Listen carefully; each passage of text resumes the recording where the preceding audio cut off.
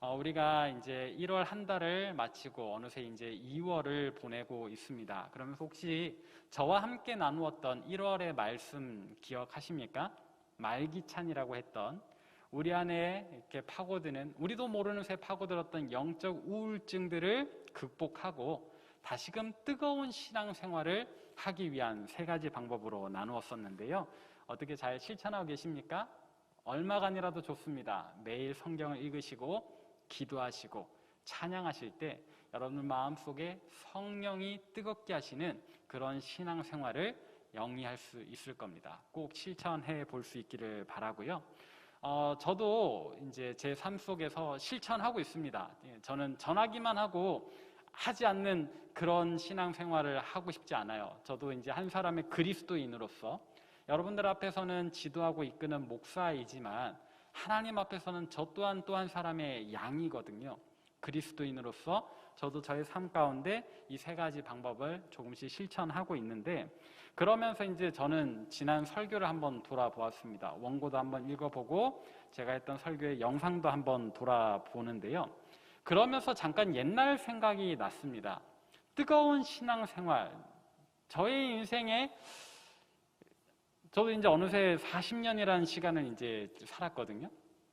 그 40년이라는 인생 시간 동안에 언제가 제일 뜨거웠을까 돌아보니까 아무래도 청소년 시기 때가 제일 뜨거웠더라고요. 그때의 한 장면이 저의 머릿속에 떠올랐습니다.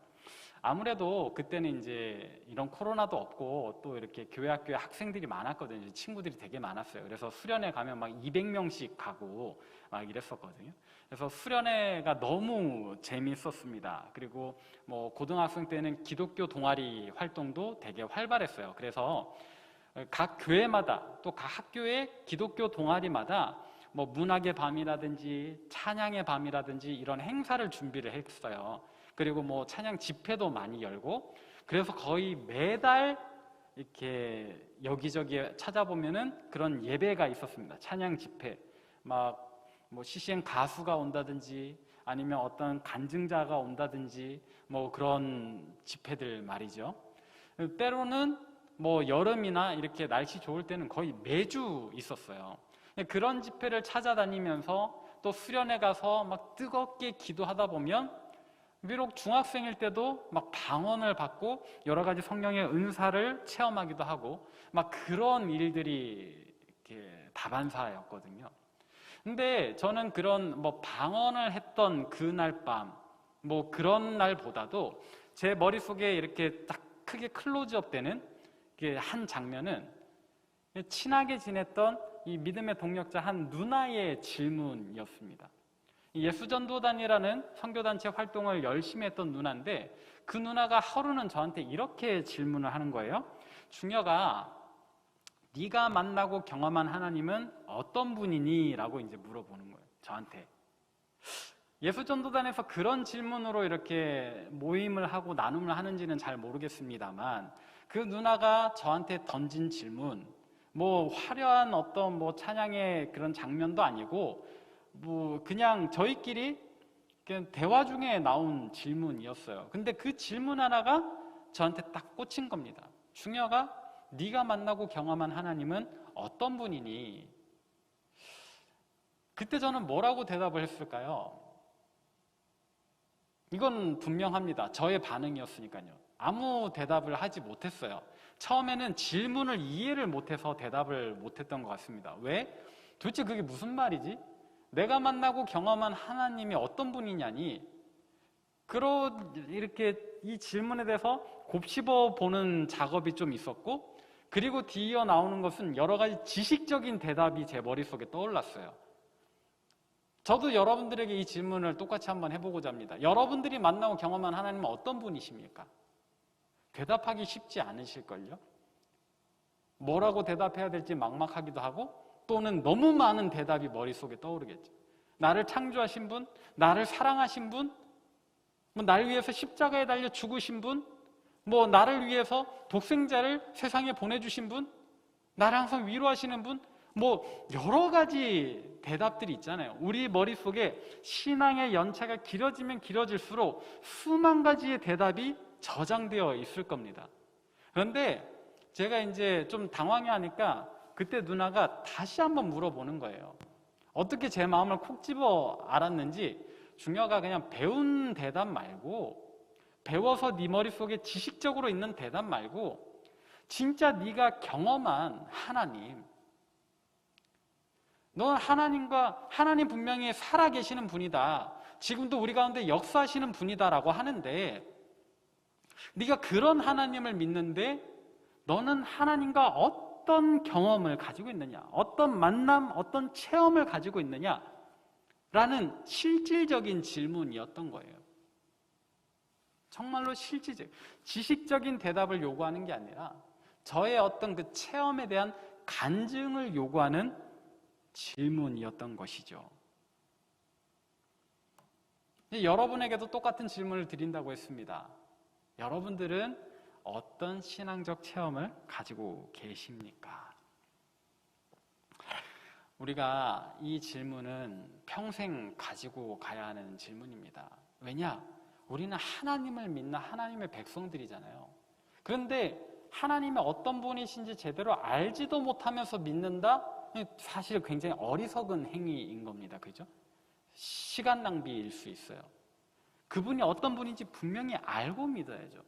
그리고 이런 지식적인 차원을 넘어서서 우리 기독교는 체험의 종교예요. 실질적인 체험이 있을 수밖에 없는, 왜냐하면 하나님 살아계시니까. 우상은, 다른 종교에는 체험이 있을 수가 없어요. 왜? 그들의 신은 우상이니까. 아무 생명력도 없고 아무 능력도 없으니까.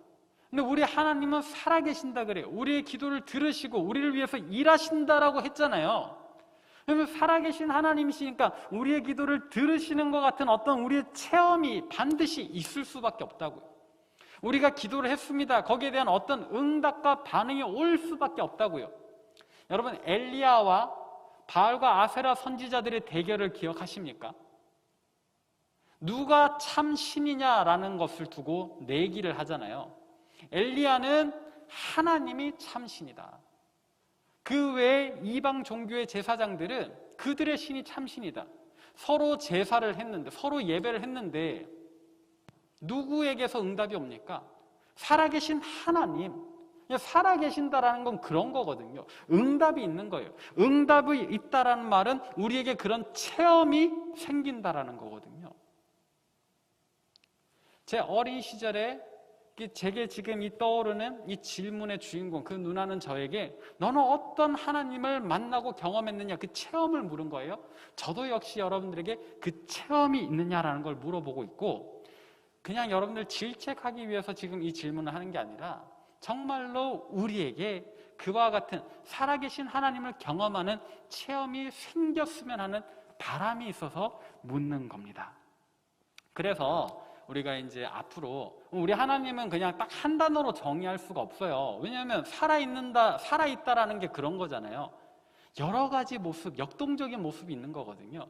성경 안에는 그 하나님의 다양한 활동이 나와 있습니다. 그래서 우리가 먼저는 하나님에 대해서 물론 배워야죠. 배워야 어떤 분이신지를 알고, 우리 삶 가운데 어떤 체험이 생길 때 이게 그때 배웠던 그거구나 라고 깨달을 수 있으니까. 그래서 저와 함께 앞으로 6주 동안 2월과 3월에 걸쳐서 창세기에 나타난 하나님은 어떤 분이신가를 살펴보고자 합니다. 그러니까 하나님은 어떤 분이신가? 인 창세기, 이렇게 제목을 지어볼 수 있는데요. 오늘은 그 첫 번째 시간이에요. 그래서 창세기에 나타난 우리가 첫 번째로 배울 하나님의 모습, 어떤 분이실까요? 자, 따라해 봅니다. 오늘 말씀의 제목인데요. 우리를 감싸고 계시는 분. 네, 마음속으로 따라해 주신 줄로 믿고, 우리 하나님은 어떤 분이시다? 우리를 감싸고 계시는 분이시다. 그렇습니다. 하나님 참으로 우리를 감싸고 계시는 분이세요. 창세기에 나오는 첫 번째, 하나님의 첫 번째 모습은 의뢰의 창조주 하나님에 관해서 이야기함이 마땅하지 않을까요?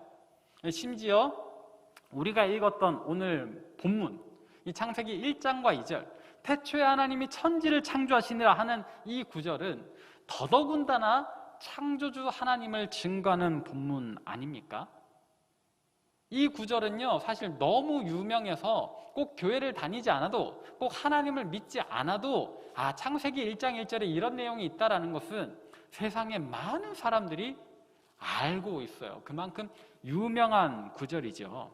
그러나 저는 오늘 그런 뻔한, 우리가 이미 잘 알고 있는 그런 하나님의 모습 아니라 이 구절 안에 그 창조주 하나님이란 말 안에 함께 내포되어 있는 또 하나의 모습을 여러분들과 나누고자 하는 거예요.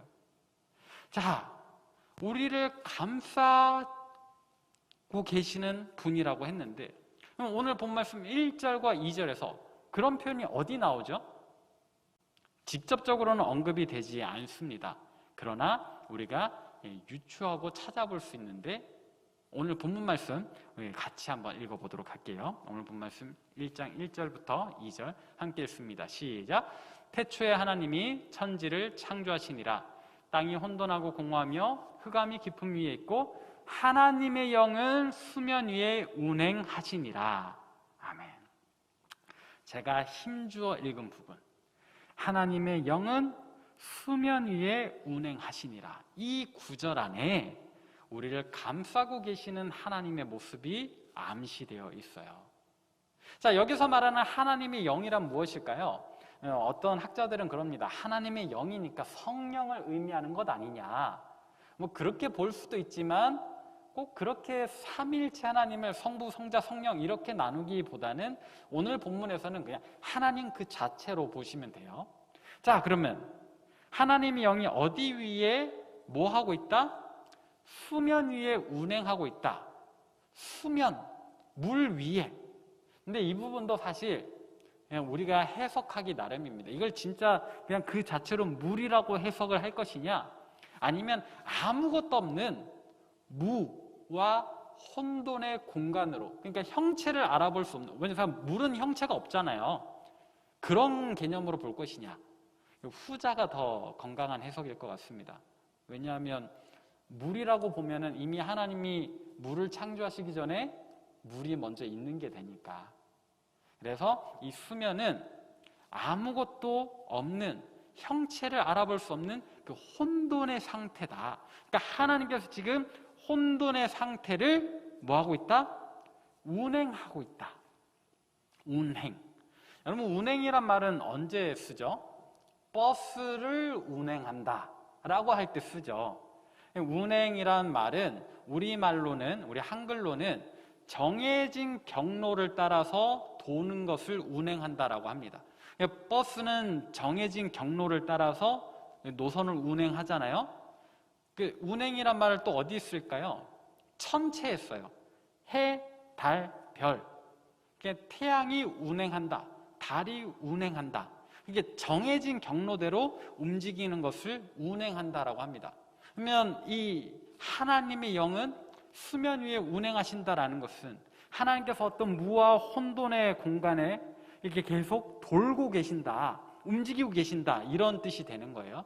근데 이 성경을 번역하는 과정에서 우리 한글이 이 히브리어의 의미를 완벽하게 담아내지 못할 때가 많은데, 이 부분도 마찬가지입니다. 그러니까 그냥 하나님께서 이 혼돈의 상태를 왔다 갔다 하고 계신다라고 하는 것은 그냥 동작에 대한 설명이잖아요. 너무 이렇게 딱딱해요. 정이 없어요. 근데 히브리어 원어는 그런 개념이 아니에요. 여기에 감정이 들어있어요. 이 단어에 감정이 들어있다라는 말이 뭔가? 그러니까 하나님께서 이 혼돈의 공간, 이 혼돈의 상태를 움직이시는데 그 마음이 있다고요. 어떤 마음을 가지고 움직이고 계신다고요. 그래서 이 히브리어에서 이 운행이란 단어의 원어의 의미는 정확히는 사랑의 감정입니다. 어떤 사랑의 감정이냐? 이런 거예요. 아이가 막 뛰어놀다가 넘어졌어. 무릎이 까졌어. 그걸 본 엄마는 어떻게 해요? 뛰어가겠죠. 아이에게. 이거 어떻게 하겠어요? 넘어진 아이를 일으켜 세우고 흙을 탈탈 털어주고, 아이 참 왜 그랬어 하면서 무릎이 얼마나 까졌는지 또 다친 데는 없는지 앞으로 보고 뒤로 보고 이 행동을 히브리어가 표현하고 있다고요. 그러니까 우리말에서 말하는 운행은 그냥 왔다리 갔다리 하는 건데 히브리어에서는 그런 동작만을 이야기하는 게 아니라 사랑하는 아이가 넘어졌을 때 달려가서 이 아이 앞을 보고 뒤를 보고 그렇게 아이 주변을 돌아보면서 애가 무릎만 까졌는지, 까졌다면 얼마나 까졌는지, 뭐 손에 다른 데 다친 데는 없는지, 엉덩이는 괜찮은지, 앞뒤로 흙먼지 털어주고 하는 그런 사랑의 감정을 담은 행동을 여기에서 사용하고 있다고요. 그러니까 우리말과 이 히브리어의 원어의 차이가 좀 있는 겁니다. 자, 이것을 또 히브리어에서는 이런 예화를 쓸 때 많이 써요. 성경 안에서 언제? 어미새가 이 갑부화한 새끼 새들에게 뭘 물어다 주죠? 먹이를 물어다 줘요. 그럴 때 막 그런 장면 보신 적 있죠? 다큐멘터리에서 새들이 이 새끼 새들이 막 입을 막 벌리고 막 엄마한테 계속 달라고 막 쪼아댈 때 엄마가 누구한테 줄까? 얘 한 입 주고 얘 한 입 주고 또 안 준 놈 없나? 이렇게 막 돌아보잖아요. 그리고 또 입에 물고 있던 거 먹여주고 나면 또 날아가서 먹이를 물고 오고 왔다 갔다 하잖아요. 그냥 왔다 갔다 하는 게 아니죠. 새끼를 보살피고자 하는, 새끼를 먹이고자 하는, 새끼를 사랑하는 마음으로 왔다 갔다 하잖아요. 그게 이 히브리어의 운행이라는 단어의 의미입니다. 그래서 이 하나님께서는 지금 혼돈의 공간을, 이 무와 혼돈의 상태를 어떤 마음으로? 사랑하는 마음으로 지금 막 뭔가를 하고 계신다라는 거예요. 근데 여기서 우리가 의문을 제기할 수 있죠. 아무것도 없잖아요. 아직 창조가 있기 전이니까. 그럼 성경을 찾아보세요. 하나님의 창조는 창세기 1장 3절부터 나옵니다. 근데 지금 하나님께서 그 사랑의 마음으로 움직이신다 하는 이 절은 2절에 있잖아요. 아직 아무것도 없는 상태인데 도대체 하나님은 무엇을 그렇게 사랑하고 계신가? 무엇을 그렇게 사랑하셔서 열심히 움직이고 계신가? 이런 질문을 할 수 있다고요. 여기에 대한 대답은 무엇일까요? 저와 여러분이 이미 알고 있습니다. 뭐죠? 바로 우리입니다. 우리.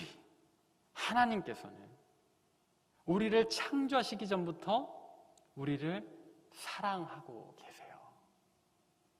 우리가 이미 지식적으로 알고 있는 대답이잖아요. 나를 창조하시기 전부터, 창세 때부터 놀라운 계획과 섭리를 가지고 창조하셨다라는 말이 여기서 나오는 거예요. 그래서 이 에베소서 1장 4절에 이렇게 이야기를 하거든요. 에베소서 1장 4절 제가 읽도록 하겠습니다. 곧 창세전에 그리스도 안에서 우리를 택하사, 창세전에 우리를 택하셨다라는 거예요. 우리로 사랑 안에서 그 앞에 거룩하고 흠이 없게 하시려고 그 기쁘신 뜻대로 우리를 예정하사 예수 그리스도로 말미암아 자기의 아들들이 되게 하셨으니 이는 그가 사랑하시는 자 안에서 우리에게 거저 주시는 바 그의 은혜의 영광을 찬송하게 하려는 것이라.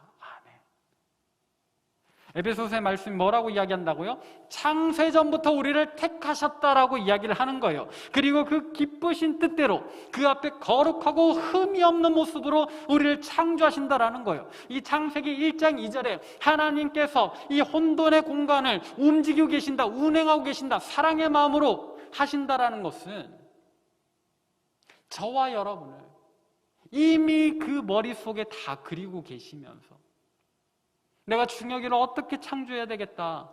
내가 소정이를 어떻게 창조해야 되겠다. 내가 다은이를, 주영이를, 내가 충기를 어떻게 창조해야 되겠다. 이미 하나님께서 구성하고 계신 거예요. 그리고 그 머리부터, 우리의 머리부터 발끝까지 그 기뻐하시는 뜻대로 이루어 가시는 거죠.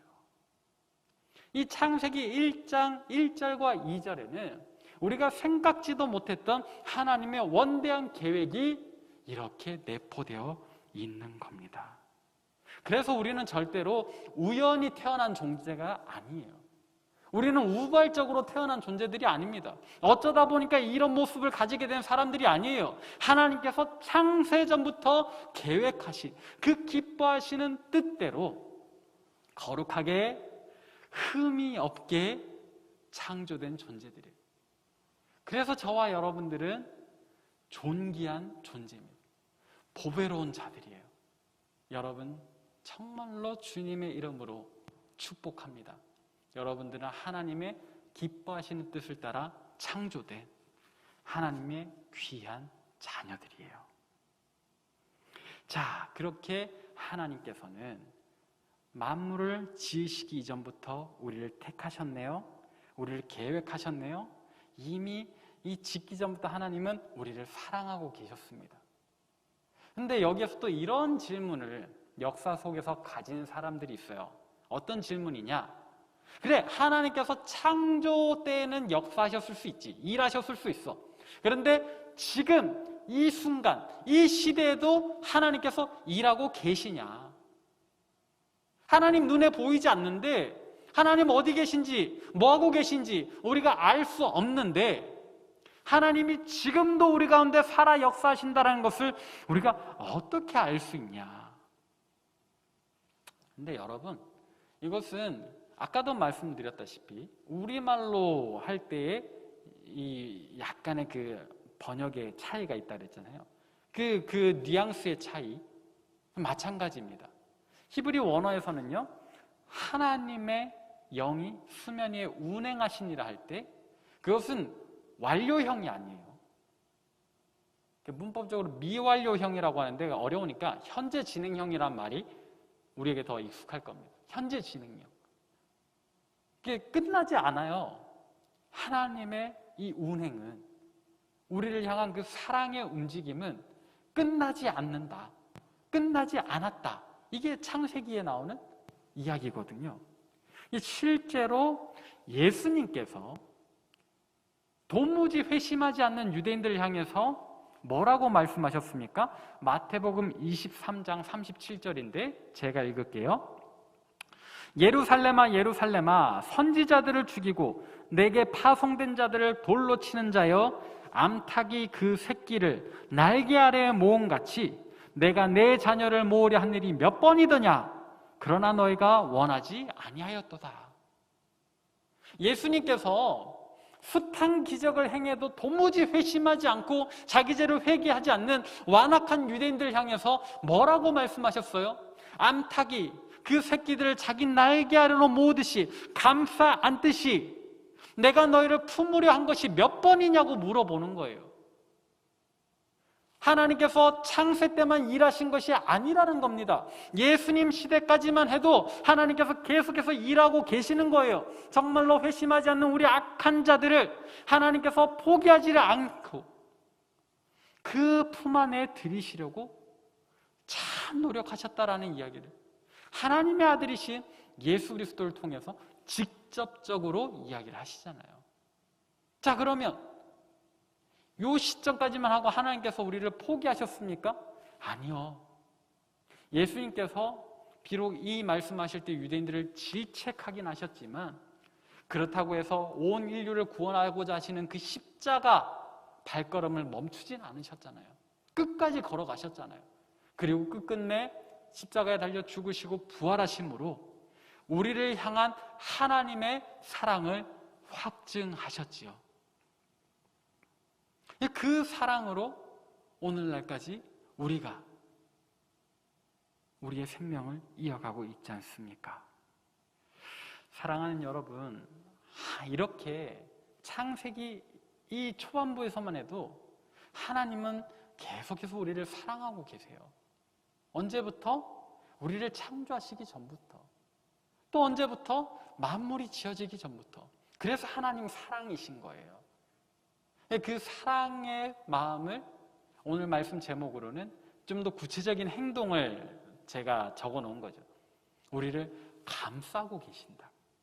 자기 품으로, 자기 팔로 저와 여러분을 소중하게 안아주고 계신다라고요.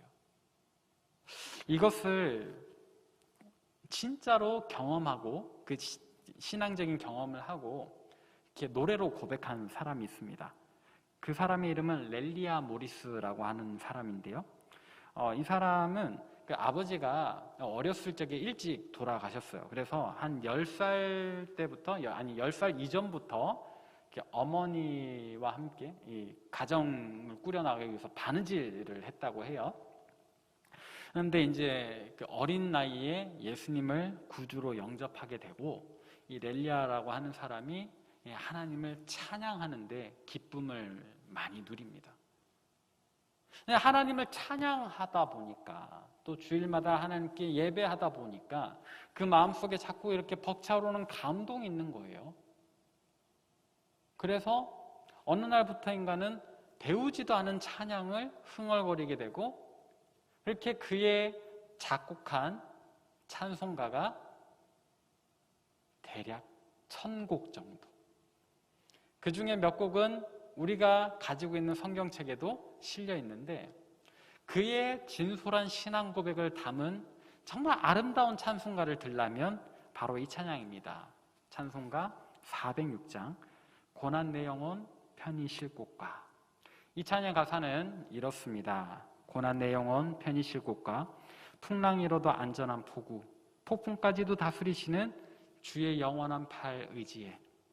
세상 친구들 나를 버려도 예수 늘 함께 동행함으로 주의 은혜가 충만하리니 주의 영원한 팔 의지에.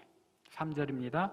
나의 믿음이 연약해져도 미리 예비한 힘을 주시며 위태할 때도 안보하시는, 지켜보호해 주시는 주의 영원한 팔 의지에. 능치 못한 것 주께 없으니 나의 일생을 주께 맡기면 나의 모든 짐 대신 지시는 주의 영원한 팔 의지에. 후렴입니다. 주의 영원하신 팔 함께 하사 항상 나를 붙드시니. 붙들어 준다는 게 요렇게가 아니고, 이렇게 좁은 의미가 아니고 우리를 와락 안고 계시는 거예요. 주의 영원하신 팔이 우리를 와락 안고 계신다. 우리를 감싸 안고 계신다. 그러니까 자기는 어때요? 어느 곳에 가든지 요동치 않는데요. 주의 팔을 의지하기 때문에. 근데 여러분, 이게 이 렐리아 모리스라고 하는 여인의 그냥 헛된 고백이 아닌 것은, 그가 이 찬송가를 1912년에 지었다고 해요. 근데 그 이듬해인 1913년부터 그가 눈이 멀어져 가기 시작합니다. 갑자기 맹인이 돼요. 원인을 알 수 없이. 이토록 아름다운 신앙의 고백을 담은 찬송가를 1912년에 썼는데 바로 다음 해부터 갑자기 눈이 안 보인단 말이에요.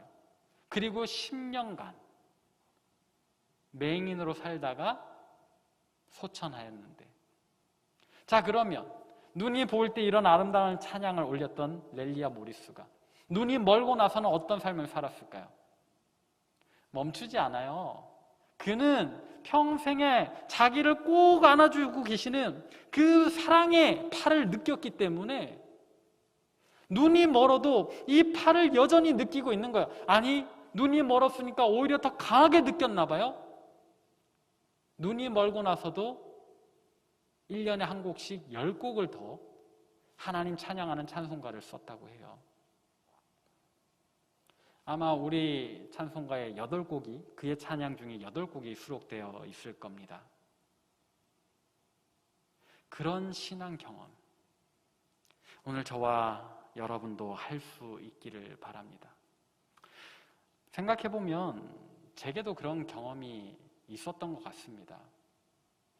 좀 자세하게 설명을 해드리자면, 저는 중고등학생 때 이렇게 광합성을 좋아했거든요. 여러분도 혹시 광합성 해보셨어요? 이렇게 쉬는 시간에 운동장 스탠드에 이렇게 누워서 그냥 햇빛을 쬐고 있는 거예요. 광합성 원래 식물들이 하는 거잖아요. 제가 식물은 아니지만 그냥 햇빛을 그냥 쬐고 있는 거죠. 친구들이랑 그냥 나른합니다. 이렇게 가수 비의 노래는 화려한 조명이 자기를 감싸지만, 그때 저는 이렇게 따뜻한 햇살이 저를 막 감싸는 게 막 느껴졌어요. 그럼 되게 기분이 좋아요. 그 햇살, 이게 제 온몸에 이렇게 탁 달라붙는 그 따뜻한 햇살. 생각해보면 또 저는 그 빨래 향을 좋아하거든요. 갓 빨래한 이불, 그 폭닥폭닥한 이불로 제 온몸을 다 이렇게 말고 있으면은 그 이불 표면에서 느껴지는 그 시원함과 더불어서 제 몸이 이렇게 탁 이불에 감겨 있는 그 촉감이 좋고, 거기서 이 피어오르는 그 빨래 향기가 너무 좋았어요. 근데 신기한 거는 기도하다가도 그 따뜻한 온기가 느껴질 때가 있다. 그 어떤 좋은 향기 같은 게 이 찬양하는 중간에 이렇게 맞는 것 같은 그런 경험을 하게 될 때가 있어요. 저는 그런 경험을 여러 번 했습니다. 렐리아 모리스는 어떤 경험을 했는지 정확히 알 수 없지만, 제가 했던 저를 감싸주시는 하나님, 우리 하나님께서 저를 감싸주실 때 그 느낌은 저는 이렇게 표현하고 싶어요. 정말 그 따뜻한 햇살이 저를 이렇게 덮는 것 같은 느낌, 무언가 그 기분 좋은 향기 같은 게 제게 느껴지는 그런 느낌. 혹시 여러분들 중에서는 그런 경험을 해보신 분 없나요? 만약 있다면 셀 모임 때 나눠주시기를 바라요. 언제 어떤 상황에서 그런 느낌을 받았는지. 만약 아직 없다면 마음의 간구로, 기도로 가지고 계시길 바라요.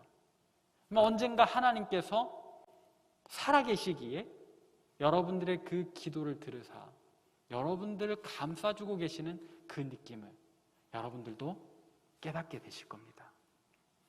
우리 하나님 살아계시기에, 우리 위에 운행하고 계시기에, 우리를 감싸고 계시기에 우리 분명히 그런 신앙적 체험을 할 수밖에 없어요. 언젠가 그런 따뜻한 느낌을 받게 되신다면, 하나님께서 지금 나를 감싸 안아주고 계시는구나 깨달으시는 여러분 되시길 바랍니다. 언젠가 여러분들이 기도하고 찬양하는 가운데 정말 어디서부턴가 나는지 알 수 없지만 그 나를 편안하게 만드는 그런 향기를 맡게 되실 때, 성경에서는 그걸 백합화 향기라고도 하는데요, 서구에서는 장미꽃 향기라고도 하지요. 우리나라에서는 수선화 향기라고도 합니다. 아무튼 그런 기분 좋은 향이 여러분들에게 느껴지실 때, 하나님께서 지금 나를 감싸고 계시는구나 깨달으시길 바랍니다. 이전에 그런 경험을 하셨던 분들은 그때의 기억을 떠올리사 다시금 하나님께 감사하실 수 있기를 바라고, 아직 그런 경험을 해보지 못한 분들은 간절한 소원으로 두셔서 하나님께 기도하십시오. 하나님, 저도 감싸 안아주고 계시는 줄로 믿습니다. 다만 제가 아직 느끼지 못하기에 나의 눈을 열어 나를 안아주고 계시는 주의 영원한 팔을 느낄 수 있게 해주십시오. 깨닫게 해주십시오. 그럴 때 하나님께서 참으로 우리의 기도에 응답하사 그분의 살아계신, 우리를 안아주고 감싸주고 계심을 우리로 느끼게 해주시리라 믿습니다. 이제 함께 찬양하고 기도하기를 원하는데요, 하나님께서 우리를 감싸주실 때는 어떤 조건이 있는 게 아닙니다. 그냥 우리를 있는 그대로 받아주세요. 왜? 원래부터 거룩하고 흠이 없게 창조하셨기 때문에. 비록 오늘 우리가 부끄러운 삶을 영위하여서 하나님 앞에 나아가기 어려운 마음이 있을지라도 내려놓고 주의 날개 아래 거하기를 간구하고 기도하는 저와 여러분 되시기를 바랍니다.